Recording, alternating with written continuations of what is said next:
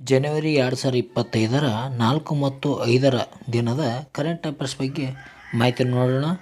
ಇವು ಪ್ರಮುಖ ಎಕ್ಸಾಮ್ಗಳಿಗೆ ಸಂಬಂಧಿಸಿದಂತೆ ಪ್ರಮುಖವಾಗಿರುತ್ತವೆ. ಇವು ಎಲ್ಲ PC ಆಗಿರ್ಬೋದು, PS ಆಗಿರ್ಬೋದು, SDA, FDAಗೆ ಹಲವಾರು ರೀತಿಯಲ್ಲಿ ಕರೆಂಟ್ ಅಫೇರ್ಸ್ ಬಗ್ಗೆ ಮಾಹಿತಿಯನ್ನು ಕೇಳ್ತಾರೆ.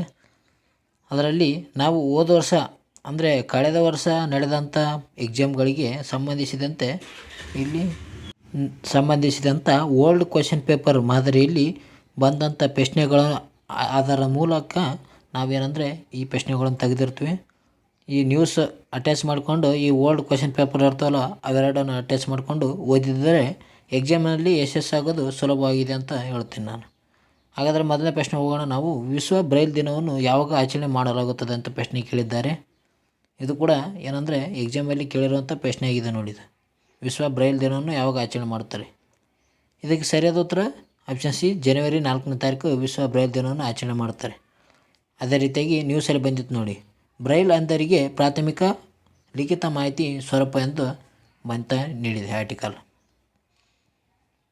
ಈ ವಿಶ್ವ ಬ್ರೈಲ್ ಬಗ್ಗೆ ನೋಡೋದಾದರೆ ಇದು ವಿಶ್ವ ಬ್ರೈಲ್ ದಿನವನ್ನು ಜನವರಿ 4ರಂದು ಆಚರಣೆ ಮಾಡಲಾಗುತ್ತದೆ. ಇದು ಕುರುಡರಿಗೆ ಮಾನವ ಹಕ್ಕುಗಳ ಸಂಪೂರ್ಣ ಸಾಕ್ಷರತೆಯನ್ನು ಉತ್ತೇಜಿಸಲು ಜನವರಿ 4ಅನ್ನು ವಿಶ್ವ ಬ್ರೈಲ್ ದಿನವನ್ನು ಆಚರಣೆ ಮಾಡಲಾಗಿದೆ. ಏನಪ್ಪ ಅಂತಂದರೆ ಈ ವಿಶ್ವ ಬ್ರೈಲ್ ದಿನ ಯಾತಕ್ಕಾಗಿ ಆಚರಣೆ ಮಾಡ್ತಾರಂದ್ರೆ ಇದು ಕುರುಡರಿಗೆ ಸಂಬಂಧಿಸಿದಂಥ ಆಚರಣೆ ಆಗಿದೆ ಅಂತ ಹೇಳ್ಬಿಡ್ತೀವಿ ನಾವು. ಇದನ್ನು ಜನರಲ್ ಅಸೆಂಬ್ಲಿ ಏನು ಮಾಡ್ತಂದ್ರೆ ಜನವರಿ 4ನೇ ತಾರೀಕಿನಂದು ನವಂಬರ್ 2018 ವಿಶ್ವ ಬ್ರೈಲ್ ದಿನವನ್ನು ಆಚರಣೆ ಮಾಡಬೇಕೆಂದು ಘೋಷಣೆಯನ್ನು ನೀಡುತ್ತದೆ. ಯಾವಾಗ? 2018ರಲ್ಲಿ ಈ ಬ್ರೈಲ್ ದಿನವನ್ನು ಆಚರಣೆ ಮಾಡಬೇಕು ಪ್ರತಿ ವರ್ಷ ಎಂದು 2018ರಲ್ಲಿ ನೀಡಲಾಗಿದೆ ಮಾಹಿತಿ. ಅದರ ಜೊತೆಗೆ ಇದು ಲೂಯಿಸ್ ಬ್ರೈಲ್ ಅವರ ಜನ್ಮದಿನವಾಗಿದೆ ಅಂತ ಹೇಳ್ತೀವಿ ನಾವು. ಯಾರ್ದು? Louis Braille. ಇವರು ಒಬ್ಬರು ಕುರುಡರಾಗಿರ್ತಾರೆ. ಈ ಬ್ರೈಲ್ ಲಿಪಿಯ ಮೂಲಕ ಏನಪ್ಪ ಅಂತಂದರೆ ಇವರು ಹಲವಾರು ಕ್ಷೇತ್ರದಲ್ಲಿ ಯಶಸ್ಸನ್ನು ಪಡಿತಾರೆ ಅಂತ ಹೇಳ್ಬೋದು. ಅಂದರೆ ಬ್ರೈಲ್ ಲಿಪಿ ಅಂದ್ರೆ ಕುರುಡರಿಗೆ ಸಂಬಂಧಿಸಿದಂಥ ಮಾಹಿತಿಯನ್ನು ನೀಡೋದಾಗಿದೆ. ಅಂದರೆ ಅವರು ಒಂದು ನೋಟನ್ನು ನೋಡೋದಾಗಿರ್ಬೋದು, ಅವ್ರಿಗೆ ಕಣ್ಣು ಕಾಣಲ್ಲ, ಆದರೂ ಕೂಡ ಅವ್ರು ಏನಪ್ಪ ಅಂತಂದರೆ 100 ರೂಪಾಯಿ ನೋಟ್ ಇದ್ದರೆ ಇದೇ 100 ರೂಪಾಯಿ ನೋಟ್ ಅಂತ ಕಂಡುಹಿಡಿತಾರೆ. ಈ ರೀತಿಯಾಗಿ ಒಂದೇ ಬ್ರೈಲ್ ಲಿಪಿ ಆಗಿರ್ತದೆ ನೋಡಿ. ಈ ವಿಶ್ವ ಬ್ರೈಲ್ ದಿನದ ಉದ್ದೇಶ ಏನಾಗಿದೆ ಅಂದ್ರೆ ದೃಷ್ಟಿಯ ಕೊರತೆಯನ್ನು ಹೊಂದಿರುವ ವ್ಯಕ್ತಿಗಳಿಗೆ ಶಿಕ್ಷಣ, ಸ್ವಾತಂತ್ರ್ಯ ಹಾಗೂ ಸಮಾನ ಅವಕಾಶಗಳು ಒದಗಿಸುವ ಬ್ರೈಲ್ ಲಿಪಿಯ ಅಗತ್ಯವನ್ನು ಸಾರುವುದಾಗಿದೆ. ಈ ಬ್ರೈಲ್ ಲಿಪಿಯ ಮೂಲಕ ಏನಪ್ಪ ಅಂತಂದರೆ ವ್ಯಕ್ತಿಗಳಲ್ಲಿ ಶಿಕ್ಷಣ, ಸ್ವಾತಂತ್ರ್ಯ ಮತ್ತು ಸಮಾನತೆಗಳನ್ನು ನೀಡುವುದು ಬಯಸುತ್ತಾರೆ. ಈ ಬ್ರೈಲ್ ದಿನದ ಉದ್ದೇಶವಾಗಿದೆ ಅಂತ ಹೇಳ್ತೀವಿ. ಎಷ್ಟು ಮಾಹಿತಿ ಗೊತ್ತಿರಬೇಕಾಗುತ್ತೆ ನೋಡಿ ಬ್ರೈಲ್ ಲಿಪಿಗೆ ಸಂಬಂಧಿಸಿದಂತೆ. ಅದೇ ರೀತಿ ಮುಂದೆ ನೋಡೋಣ. ಭಾರತದ ಕಡುಬಡತನದ ಪ್ರಮಾಣದ ಎಷ್ಟು ಕಡಿಮೆಯಾಗಿದೆ ಅಂತ ಪ್ರಶ್ನೆ ಕೇಳಲಾಗಿದೆ. ಇದನ್ನು ಕೂಡ ಎಕ್ಸಾಮಲ್ಲಿ ಕೇಳಬಹುದು. ಯಾವ ರೀತಿ ಅಂದರೆ ಭಾರತದಲ್ಲಿ ಬಡತನದ ಪ್ರಮಾಣ ಎಷ್ಟಿದೆ ಅಂತ ಪ್ರಶ್ನೆ ಕೇಳಬಹುದು. ಎಷ್ಟು ಕಡಿಮೆ ಆಗಿದೆ ಅಂದರೆ ಕಡುಬಡತನದ್ದು ಇದಕ್ಕೆ ಸರಿಯಾದ ಉತ್ತರ ಆಪ್ಷನ್ಸ್ ಬಿ ನೋಡಿ. 4.5% ಅಷ್ಟು ಭಾರತದಲ್ಲಿ ಕಡುಬಡತನ ಪ್ರಮಾಣ ಕಡಿಮೆ ಆಗಿದೆ ಅಂತ ಹೇಳ್ತೀವಿ ನಾವು. ಇದರಲ್ಲಿ ಮಧ್ಯವರ್ಗದ ದೇಶವಾಗುತ್ತಾ ಭಾರತ ವರದಿಯಲ್ಲಿ ದೇಶದಲ್ಲಿ ಕಡುಬಡತನ ಇಳಿಕೆ ಅಂತ ಕೇಳಿದ್ದಾಗಿದೆ. ಇದರಲ್ಲಿ ಗ್ರಾಮೀಣ ಭಾಗದಲ್ಲಿ ಅತಿ ಹೆಚ್ಚು ಕಡುಬಡತನ ಕಡಿಮೆ ಆಗಿದೆ ಅಂತ ಕೂಡ ಹೇಳಲಾಗಿದೆ. ಹಾಗಾದರೆ ಇದರ ಬಗ್ಗೆ ನೋಡೋದಾದರೆ ಭಾರತ ಬಡತನದ ಹಂತದಿಂದ ಮಧ್ಯಮ ವರ್ಗದ ದೇಶವಾಗುತ್ತಾ ಸಾಗುತ್ತಿದೆ ಎಂಬ ವರದಿಗಳ ನಡುವೆಯೇ ದೇಶದಲ್ಲಿ ಕಡುಬಡತನ ಕನಿಷ್ಠ ಮಟ್ಟಕ್ಕೆ ಇಳಿದಿರುವುದಾಗಿ ಅಧ್ಯಯನದ ವರದಿಯೊಂದು ತಿಳಿಸಿದೆ.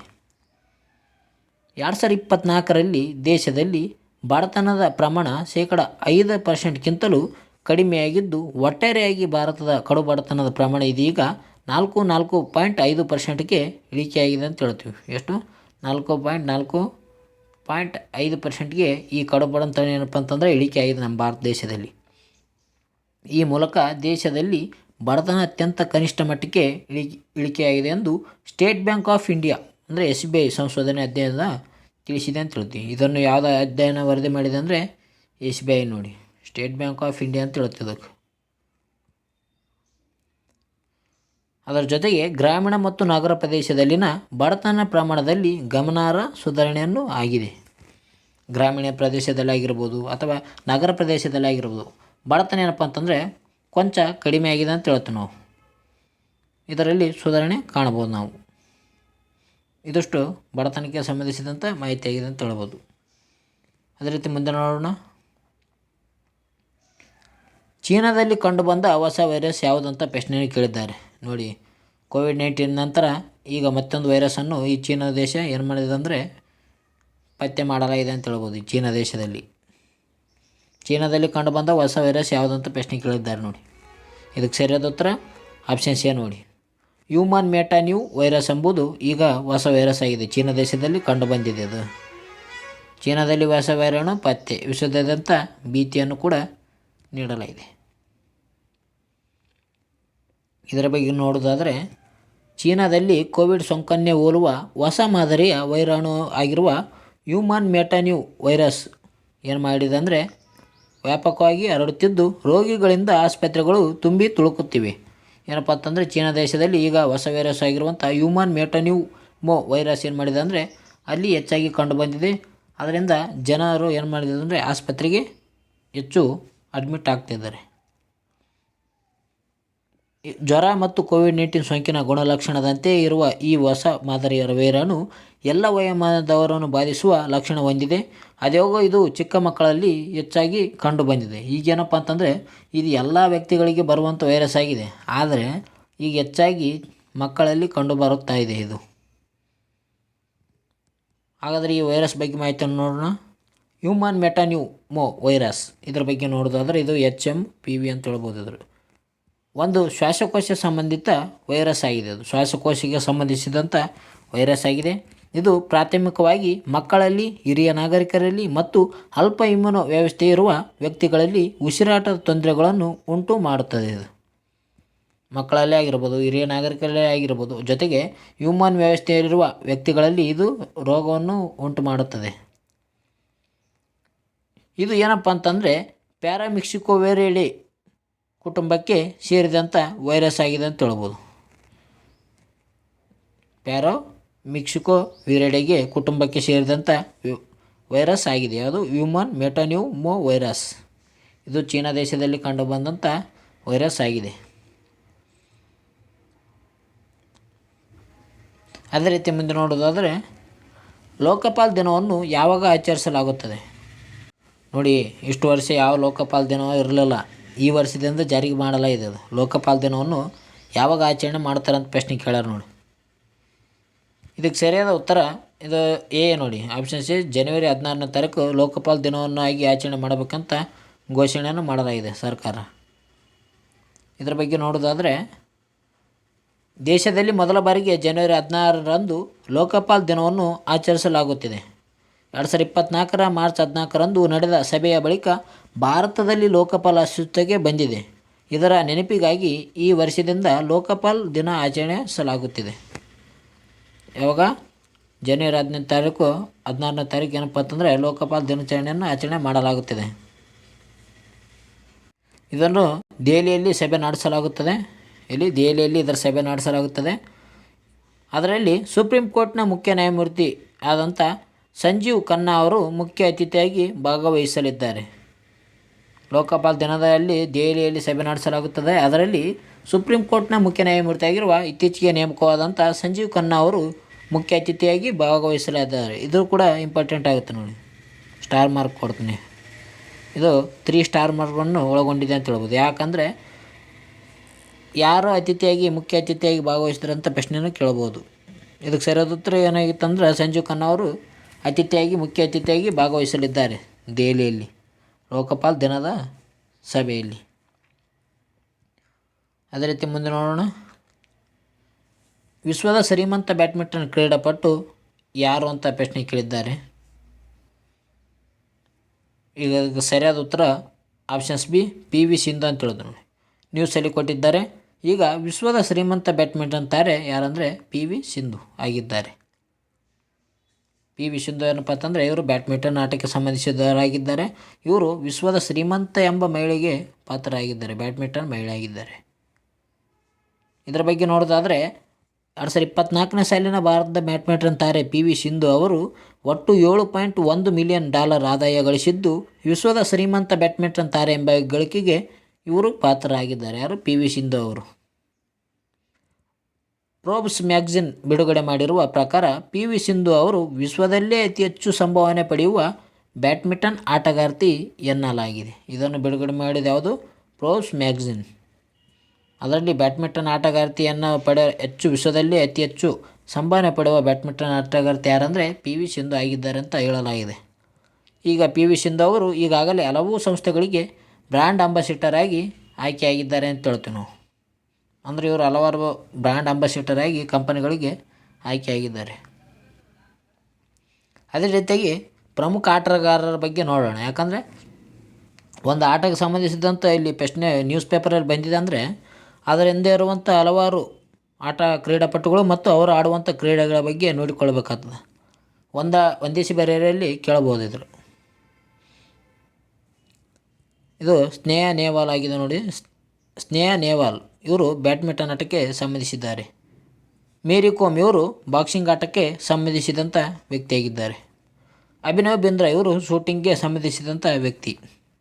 ಲಿಯಾಂಡರ್ ಪೆಸ್ಸಿ ಇವರು ಟೆನ್ನಿಸ್ ಆಟಗಾರಕ್ಕೆ ಸಂಬಂಧಿಸಿದ್ದಾರೆ. ದೀಪಾ ಕರ್ಮಾಂಕರ್ ಇವರು ಜಿಮ್ನಾಸ್ಟಿಕ್ ಆಟಕ್ಕೆ ಸಂಬಂಧಿಸಿದ್ದಾರೆ. ಈ ದೀಪಾ ಕರ್ಮಾಂಕರ್ ಬಗ್ಗೆ ಪಿ ಸಿಯಲ್ಲಿ ಪ್ರಶ್ನೆಯನ್ನು ಕೇಳಲಾಗಿದೆ ನೋಡಿ. 2016 ಪಿ ಸಿ ಓಲ್ಡ್ ಕ್ವೆಶ್ಚನ್ ಪೇಪರಲ್ಲಿ ದೀಪಾ ಕರ್ಮಾಂಕರ್ ಯಾವ ಆಟಕ್ಕೆ ಸಂಬಂಧಿಸಿದ್ದಾರೆ ಅಂತ ಪ್ರಶ್ನೆ ಕೇಳಿದ್ದಾರೆ. ಇದು ಯಾವುದಂದರೆ ಜಿಮ್ನಾಸ್ಟಿಕ್ ಆಟಕ್ಕೆ ಸಂಬಂಧಿಸಿದ್ದಾರೆ ಇವರು. ಮುಂದೆ ನೋಡೋಣ. ಭಾರತ ಪರಮಾಣು ಯೋಜನೆಯ ಶಿಲ್ಪಿ ಎಂದು ಯಾರನ್ನು ಕರೆಯುತ್ತಾರೆ ಅಂತ ಪ್ರಶ್ನೆ ಕೇಳಲಾಗಿದೆ. ಇದಕ್ಕೆ ಸರಿಯಾದ ಉತ್ತರ ಆಪ್ಷನ್ ಸಿ, ರಾಜಗೋಪಾಲನ್ ಚಿದಂಬರ್. ಈ ರಾಜಗೋಪಾಲನ್ ಚಿದಂಬರವನ್ನು ಭಾರತದ ಪರಮಾಣು ಯೋಜನೆಗಳ ಶಿಲ್ಪಿ ಎಂದು ಕರೀತಾರೆ. ಇವರು ಇತ್ತೀಚೆಗೆ ಏನಾಗಿದ್ದಾರೆ ಅಂದರೆ ನಿಧನರಾಗಿದ್ದಾರೆ ಅಂತ ಹೇಳ್ತೀವಿ ನಾವು. ರಾಜಗೋಪಾಲ್ ಚಿದಂಬರ್ ಭಾರತದ ಪರಮಾಣು ಯೋಜನೆ ಶಿಲ್ಪಿ ಎಂದೇ ಕರೆಯಲ್ಪಡುವ ಖ್ಯಾತ ಭೌತಶಾಸ್ತ್ರಜ್ಞ ರಾಜಗೋಪಾಲನ್ ಚಿದಂಬರ್ ಅವರು ಅವರ 88ನೇ ವಯಸ್ಸಿನ ಅವಧಿಯಲ್ಲಿ ಅವರು ನಿಧನರಾಗಿದ್ದಾರೆ. ಯಾರು? ರಾಜಗೋಪಾಲ್ ಚಿದಂಬರ್. ಇವರು ಯಾವ ಸಂಬಂಧಿಸಿದ್ದಾರೆ ಅಂತ ಅಂದರೆ ಭೌತಶಾಸ್ತ್ರಕ್ಕೆ ಸಂಬಂಧಿಸಿದಂಥ ವ್ಯಕ್ತಿಯಾಗಿದ್ದಾರೆ. ಯಾವ ಕ್ಷೇತ್ರಕ್ಕೆ ಸಂಬಂಧಿಸಿದಂಥ ಪ್ರಶ್ನೆಯನ್ನು ಕೇಳಬಹುದು. ಭೌತಶಾಸ್ತ್ರಜ್ಞ ರಾಜಗೋಪಾಲ್ ಚಿದಂಬರ್.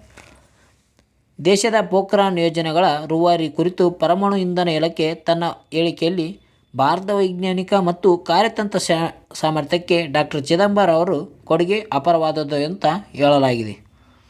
ಇವರು ಪೋಖ್ರಾನ್ ಸಮಯದಲ್ಲಿ ಅಪಾರ ಕೊಡುಗೆಗಳನ್ನು ನೀಡಿದಂಥ ವ್ಯಕ್ತಿಯಾಗಿದ್ದಾರೆಂದು ಪೋಖ್ರಾನ್ ಯೋಜನೆಗಳ ರೂವಾರಿ ಆಗಿರುವಂಥ ಇವರಿಗೆ ಹೇಳಲಾಗಿದೆ. ಪರಮಾಣು ಇಲಾಖೆ, ಇಂಧನ ಇಲಾಖೆ ಅಂದರೆ ಇವರಿಗೆ ಹೇಳಲಾಗಿದೆ. ಇವರು ಪೋಖ್ರಾನ್ ಟೈಮ್ನಲ್ಲಿ ಹಲವಾರು ಸಹಾಯವನ್ನು ಮಾಡಿದ್ದಾರೆ ಅಂತ ಹೇಳಿದ್ದಾರೆ. 1936ರಲ್ಲಿ ಜನಿಸಿದ ಚಿದಂಬರ್ ಅವರು ಚೆನ್ನೈ ಪ್ರೆಸಿಡೆನ್ಸಿ ಕಾಲೇಜು ಮತ್ತು ಬೆಂಗಳೂರಿನ ಭಾರತೀಯ ವಿಜ್ಞಾನ ಸಂಸ್ಥೆಯ ಹಳೆಯ ವಿದ್ಯಾರ್ಥಿಯಾಗಿದ್ದರು. ಇವರು 1936ರಲ್ಲಿ ಇವರು ಜನನವಾಗಿದೆ. ಇವರು ಬೆಂಗಳೂರಿನಲ್ಲಿ ಆಗಿರ್ಬೋದು ಮತ್ತು ಪ್ರೆಸಿಡೆನ್ಸಿ ಕಾಲೇಜ್ ಚೆನ್ನೈನಲ್ಲಿ ಇರ್ಬೋದು. ಇವರು ಹಳೆಯ ವಿದ್ಯಾರ್ಥಿಯಾಗಿದ್ದಾರೆ, ಇಲ್ಲಿ ಕಲಿತಂಥ ವಿದ್ಯಾರ್ಥಿ. ಓಕೆ ಫ್ರೆಂಡ್ಸ್, ಇವತ್ತೊಂದು ಈ ವಿಡಿಯೋದಲ್ಲಿ ಇಷ್ಟೇ ಮಾಹಿತಿ ಇರೋದು. ಮುಂದಿನ ವಿಡಿಯೋದಲ್ಲಿ ಸಿಗೋಣ. ನಿಮಗೇನಾದರೂ ಈ ವಿಡಿಯೋ ಇಷ್ಟ ಆಗಿತ್ತಂದ್ರೆ ಲೈಕ್ ಮಾಡಿ, ಸಬ್ಸ್ಕ್ರೈಬ್ ಮಾಡಿ, ಅದೇ ರೀತಿಯಾಗಿ ಶೇರ್ ಕೂಡ ಮಾಡಿ ನಿಮ್ಮ ಫ್ರೆಂಡ್ಸ್ಗಳಿಗೆ. ಡೈಲಿ ಕರೆಂಟ್ ಅಫೇರ್ಸ್ ಇರುತ್ತೆ, ಅದ್ರ ಜೊತೆಗೆ ಓಲ್ಡ್ ಕ್ವೆಶ್ಚನ್ ಪೇಪರ್ಗಳು ಕೂಡ ನಾವು ಡೈಲಿ ನೋಡೋಣ. ಅಂದರೆ ಜಲ್ದಿ ಯಾವುದಾದ್ರೂ ಎಕ್ಸಾಮ್ ಕ್ರ್ಯಾಕ್ ಮಾಡ್ಬೇಕಂದ್ರೆ old question paper with update current affairs ಬಗ್ಗೆ ನೋಡಿಕೊಂಡಾಗ ನಾವು ಈ ಕರೆಂಟ್ ಅಫೇರ್ಸ್ ಬಗ್ಗೆ ಮಾಹಿತಿಯನ್ನು ಹೆಚ್ಚು ಅಂಕಗಳನ್ನು ಪಡಿತೀವಿ. ಜೊತೆಗೆ ಓಲ್ಡ್ ಕ್ವೆಶ್ಚನ್ ಪೇಪರಲ್ಲಿ ಬಂದಿರುವಂಥ ಪ್ರಶ್ನೆಗಳಿಗೆ ಉತ್ತರವನ್ನು ನೀಡೋ ಮೂಲಕ ಅದರಲ್ಲಿ ಕೂಡ ಹೆಚ್ಚು ಮಾಹಿತಿಯನ್ನು ಪಡಿತೀವಿ. ಉಳಿಕಿದೆಲ್ಲ ಸಬ್ಜೆಕ್ಟ್ಗಳು ನೀವು ಓದಿಕೊಳ್ಳಿ. ಓಕೆ ಫ್ರೆಂಡ್ಸ್, ಈ ಥರ ಮಾಹಿತಿಯಲ್ಲಿ ಇಷ್ಟೇ ಇರೋದು ವಿಡಿಯೋ. ಮುಂದಿನ ವಿಡಿಯೋದಲ್ಲಿ ಸಿಗೋಣ. ಎಲ್ಲರಿಗೂ ಬಾಯ್ ಫ್ರೆಂಡ್ಸ್, ಗುಡ್ ಲಕ್.